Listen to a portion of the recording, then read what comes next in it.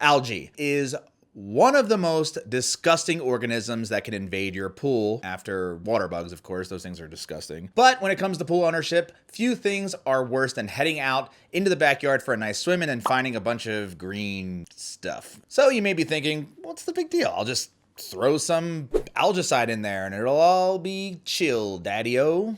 Daddy-o? Well, before you spend money and pour a bunch of algicide in, is that really the best method to cure algae? Is it? Is it the best way? Is it? I don't know. All right, I have a better idea, and I'm going to tell you about it right now, after this intro.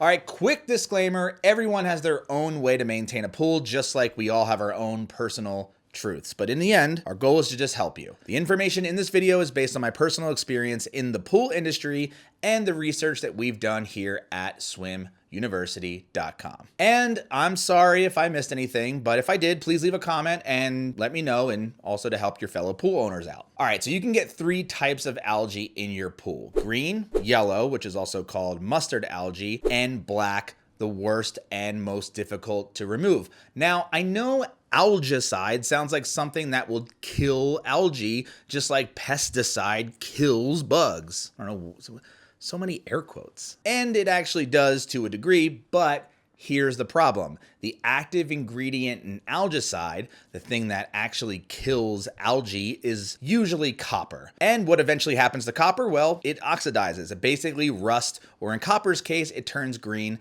like the Statue of Liberty. Yes, the Statue of Liberty used to be a shiny copper color since she's made of about 30 tons of it. So what happens if you put copper in the water and it oxidizes? Well, it can actually stain your pool. And what if your pool water already has a high metal content? Maybe you fill your pool from some sort of high metal water source. You will get even more oxidation, which means even more staining. And you could just fix that, right? Well, normally to treat high metal content in pool water and to keep it from staining your pool, you need to use a metal sequestrant. It doesn't remove the metal. It actually binds metal molecules together so that they won't stain your pool and so they can be removed by your filter. And there's a problem. If algaecide stains your pool and then you use a sequestrant to prevent staining, you're removing the algaecide from the pool, so you need to add more algaecide, and then that means you have to add more sequestrant, and then it means you have to add more algaecide,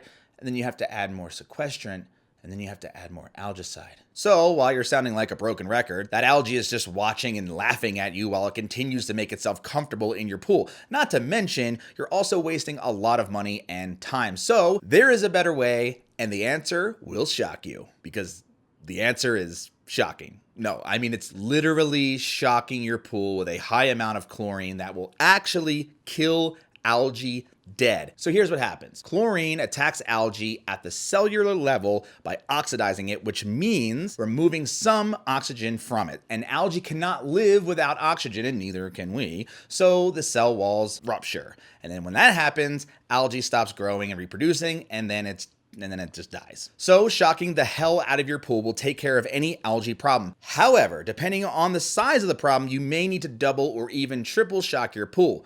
But at the end of the process, the algae will be dead and you'll be able to vacuum all of that algae, that dead algae, out of your pool. If you want more information, please check out our other videos on shocking a pool and getting rid of algae, and you can just see more in-depth tutorials on literally how to do this. The best way to fight algae is to keep it from coming and to keep it from forming in the first place. To do that, you need to keep your chlorine level at 3 parts per million at all times. And if you use another sanitizer, same thing. Bromine pools keep that level between 3 parts per million and 5 parts per million.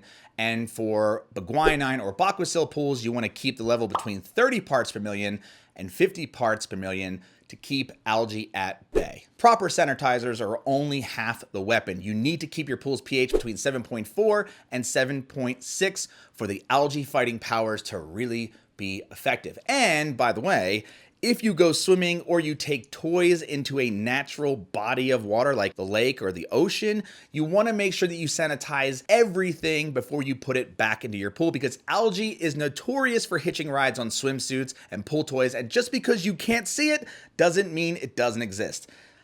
Ominous, but true. All that said, I do recommend using algicide for specific purposes like closing your pool. And when you close your pool, adding some algicide to the water can help keep you from finding a nasty surprise in your pool when you open it back up next season. And algicide is a good backup solution when you don't have enough chlorine or sanitizer in your water to keep the algae away. If you want to use algicide as a backup, I recommend avoiding copper-based algicides and instead look for polyquat algicides. If you see a bottle labeled Algicide 60, get that. Okay, if you want to learn more about taking care of your pool with in-depth tutorials and guides, you should check out our Pool Care Handbook and video course. You'll get over 31 video lessons plus a fully illustrated guide covering everything you need to know about pool maintenance. It's packed with money-saving tips so you don't break the bank on your swimming pool.